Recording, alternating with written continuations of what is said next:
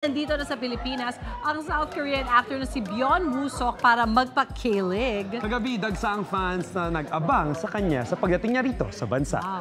Yan ang unang chika ni Jamie Santos. Dumating kagabi sa bansa ang Korean actor na si Byun Woo-seok para sa kanyang Asian fan meeting tour, Summer Letter in Manila. Sumikat si Woo-seok sa K-drama series na Lovely Runner.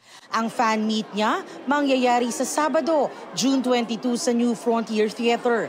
Nauna na siyang nagkaroon ng fan meeting sa Taiwan at Thailand ngayong buwan. Ang kanyang Pinoy fans can't wait to meet and greet him. Sa airport pa lang daw, gusto na nilang maipadama sa Korean heartthrob ang pagmamahal. Sobrang galing niya!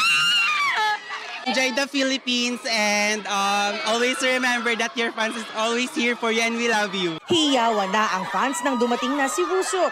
Todo higpit ang security para sa kanya. Kahit sandali lang nakita ang kanilang opa, sulit naman daw ang paghihintay nila. Pogi pa kahit naka-face mask, kahit naka-face mask. Worth it. Ito ang unang balita. Jamie Santos para sa GMA Integrated News. Oh my God!